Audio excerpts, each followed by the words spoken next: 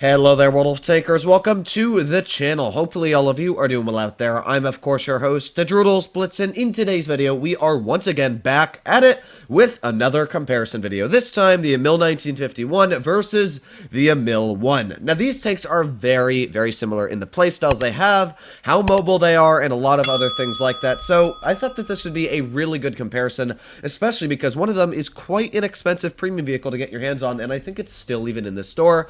Let's take a look. Bundles, as you can see, it's still in the store, but I would definitely suggest not to gamble your money to try and get the crates for it. So, of course, if you enjoyed today's video and you want to see more like it, please consider smashing that subscribe button down below. I'm going to have polls every week or so where you guys can vote and decide, as always, on what videos you want to see next coming out.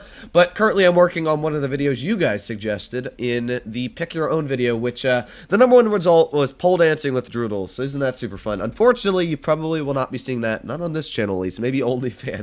But we're going to be starting off with the Emil 1951. Now, this vehicle is actually very, very strong. And I do think that this personally is more fun than the Emil because it's got a little bit more mobility. The Emil goes 35 kilometers per hour forward and it has a worse power to weight ratio, while the Emil 1951 has a top speed of 40, which isn't the biggest difference, but the acceleration is a big, big difference because this thing does carry a much better power to weight ratio. Not only is this thing more mobile, but because it weighs a lot less, it's got, I think, a little bit better traverse speed. However, this is where I don't like the tank because it trades armor. The side of this tank, instead of being like 80 millimeters thick or whatever it is on the Emil, is 35. The turret, instead of being 180, is 160, which means angled, it's a lot less thick again. It's a lot of weaker armor on this tank than the Emil, and not to mention, the gun actually does 10 less damage per shot. Now, that's, of course, not the biggest thing, but it is kind of annoying that the tank doesn't do 320 damage a clip with each shell instead of 310.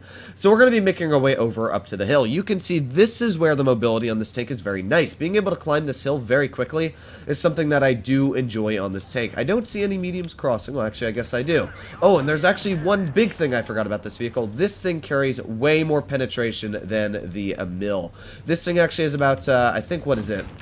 240 millimeters on the standard, and it's a big amount on the premium as well. The premium is sitting at like 280, which is a huge advantage over the Emil's. Also, this Super Pershing needs to not side scrape on me. But the I was about to say the Super Pershing's pen. The Emil's pen is only about 250 on the premium. That is a 30 millimeter difference. A very big difference when you do actually look at it on paper, which can make some big differences on trying to penetrate enemy opponents. Now, it looks like the Super Pershing did a good job finishing off the enemy, so we're just going to snap that Type 58 once through the turret. And what else do we got? We got the Tiger P right here. There's one snap into the Tiger P's lower plate, and let's aim in on... yeah, we'll go for the Tiger once again. Why not? Let's aim in right on the lower plate once again. Oop, and a bounce from the Panther in the turret. So already, we've done a pretty solid job. This is a perfect map for a vehicle like my tank, because I'm able to hold down and be virtually impenetrable until I do poke my turret out, of course. But, yeah, I'm not really super worried. As you'll see, most of the shells that are penning me are going into my side armor, which is the weakest part. It's the real killer of this vehicle is that side armor. But... okay, another killer of this vehicle I forgot to mention is this gun. It is quite inaccurate in certain areas, but on the other hand, we're just going to start reloading our clip again. We've done just shy of 2,000 damage, and that's not too bad. The enemy team does have a Ferdinand, and I don't know where that... oh, he's actually off to the side of the map, which means I don't even need to worry about the tank destroyer in the enemy team. So I'm just going to wait for my clip to reload, which will be in a couple more seconds here. You can see clip reload is quite long on this vehicle, but once we do get her loaded in, we are quite deadly. So there's one shell into the FCM-50, there's our second shell, and are we going to be able to get a third one in? Not too sure about that, but we could get a shell into the Panther. There you go, another tap for 328, and that was 2,800 damage we've now managed to pick up. As you can see, having a clip is something that's so nice, because it means a vehicle, let's say, like that FCM, well, he was able to shoot me once, and he didn't even pen it. And I was able to shoot him back 3 times in return. Well, actually, not him 3 times. And sorry for my voice dying on me there. It is very early in the morning, so my voice still does not like me very much. But let's get one shell into the Ferdinand. There's our second shell. Again, like, look how stupid this thing is with that gun. It is such a deadly clip. And now we got, like, the FCM here. There's another nice tap in him. So now we've picked up 3,800 damage in a Tier 8 game. It is a very strong tank. I personally feel that this is one of the strongest strongest tier 8s currently in the game, but the thing is that everything I'm doing in the Emil 1951, I could have done in the Emil, and I probably would have been just as good on the area. So let's see if we can get a shell in. Oh man, that ISU just absolutely smackered him. Unfortunately, we could not reload quick enough to get the shell into the 58, so he didn't break 4,000 damage, but 3,803 damage is quite a large amount. You can see this vehicle earns great credits, but fun fact, the Emil actually has a great credit coefficient as well. So first game, not too bad, but of course, let's make our way over to my favorite, the Emil. The more frags scored, the bigger your reward. A lot of people don't know, but frags are actually, to what I'm aware, I think they're kills, which is pretty dang cool. But let's make our way now to the Emil 1. Now, personally, I do like the Emil 1 better. It's got the exact same accuracy. It's got worse on-movement dispersion by like 10%, but all the other stats for the gun are very similar on the aiming time and the dispersion, which is good because this vehicle does more damage per clip. It's sitting at 960 instead of 930. Now, that's not the biggest difference, but it could make a difference if you get at 3 clips. That's, of course, 100 more damage. So it does make a little bit of a difference when you are using this vehicle. Not only does this tank have a bit more of that clip, but this thing also, even though it only goes 35, does carry sped boost, which can get it up to 43 kilometers per hour for 40... I'm losing my mind. As I said, it is early in the morning. It can go upwards of 43 for 15 seconds. That is better. That is what I wanted to get out of my mouth. Now, this is a tier 9 battle, and the Hori, I definitely want to be a little bit worried about that, because that will easily cut right through my turret. However, all the tier 8s I really don't have to worry about. As I said, this thing does carry a stronger turret, which is great. You can see a lot less mobile, especially accelerating up to top speed. Yeah, not super fast, but that's why speed boost, and now you're going to see we easily climb right up past 35, 40, and there we go, going 43 kilometers per hour, which actually makes me faster than the Emil 1951 for at least 6 more seconds, which is something that's very nice. So we're going to keep on making our way into position.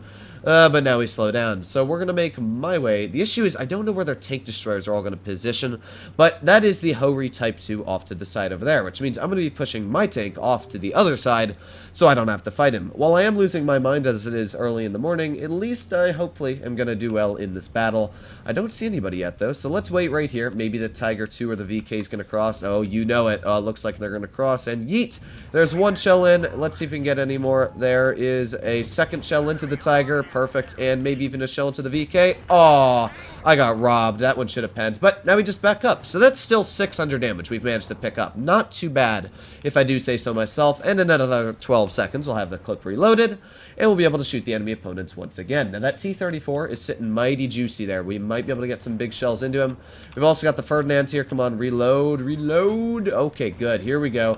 Time to start clipping into the enemy tanks. There's one shell into the VK's rear. Let's go for a second. Ah, we didn't pen that one, I don't think. Well, I don't know if we got the damage for that one at all, but still pretty solid amount so far. 1,296 damage, and then we just back in the cover. Like, you can see just how strong the clips are on this vehicle. Now, in a scenario like this, the gun doesn't really change. The Emil is doing the same things pretty much the Emil 1951 would, but you can see that it does have such a nasty clip. So we're just going to push our way on up here. Maybe we can get the HE into the Bat Chatillon 25 AP. Oh, that was, we're not going to talk about that. Let's try again. There you go. Nice HE for 359, although I don't think we're going to be able to get another shell out. So let's start reloading our clip immediately. The enemy team's pretty much dead as it is. They've got the Ferdinand, who's about to be just absolutely butt-trucked, and they got a T-28 prototype who I haven't seen the whole game. Actually, there's the prototype, and as well a Hori Type 2, who... Ooh, I got a choice here. Well, I guess I'm getting hit by one of them. I'm just going to push forwards. Honestly, I think my team's going to kill the T-28 prototype before I even get there. So I'm going to make my way off to the side of this Hori to see if we can at least farm some damage off of this guy. So let's make our way off to the side. Hello, Hori. How are you doing? There's one shell into his track wheel. Let's go one more into the side of him. There's two, and with the final shell, yeet! There you go, finishing off the Hori Type 2.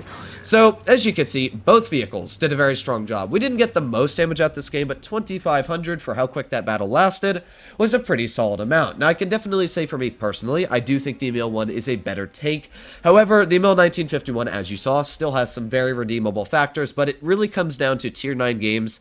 The Emil has the chance of bouncing a lot of Tier 9 shells, where the Emil 1951 does not, which can rip this thing to shreds. So hopefully you enjoyed today's video. Now, of course, if you want to see more like it, please consider smashing that subscribe button down below. And let me know if you want to see more versus videos. But other than that, hopefully all of you are doing well out there. Stay happy, stay healthy, and be seeing you in the next one.